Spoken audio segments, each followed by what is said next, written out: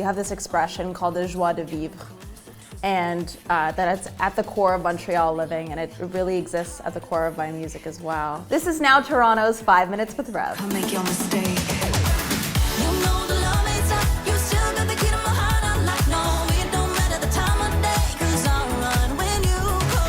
My love of music began in Montreal, and it still inspires everything that I create to this day.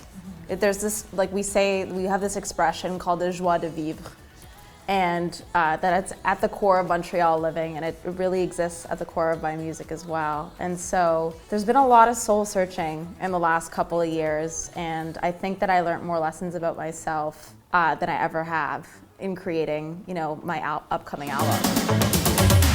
Disappeared into ether when we went deeper. Definitely, the last few years have been such a wild ride.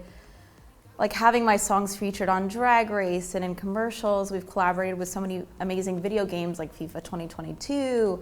But the Junos really sticks out to me as a moment that I'm so proud of. I never graduated college. I never got to have like the big promotion moments in a traditional job. And so to have something tangible to hold, to show for, the sacrifices and the work that, is invisible to most people because people just hear the final product.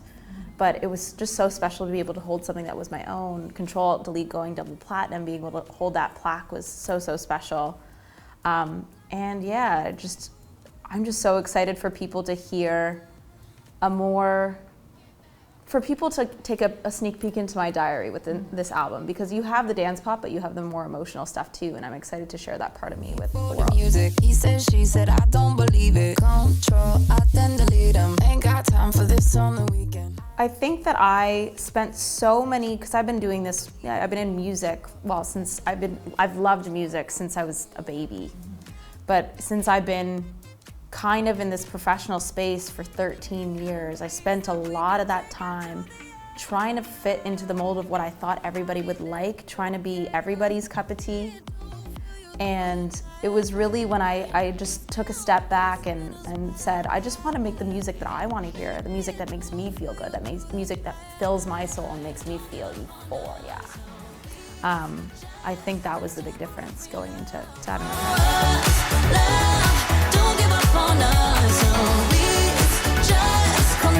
So Saturn return is an astrological period where technically the planets go back to where they were when you were born. But they say that your Saturn return is when you learn a lot of lessons about yourself and you're aligned with your ultimate truth. So sometimes things that aren't meant for you that you might still love fall away if they're not aligned with your ultimate purpose. It's more of a spiritual kind of astrological concept. But I think that it's an experience that most people kind of go through, like facing 30, because shit gets real.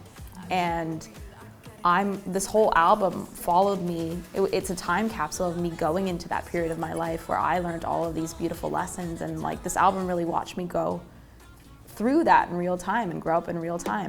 She's an uptown girl, drove in from the burbs, a legend in denim, a weapon in a skirt. She's a fine wine type, so pretty. Yeah. To be honest, it is so terrifying because as an artist, your work is you.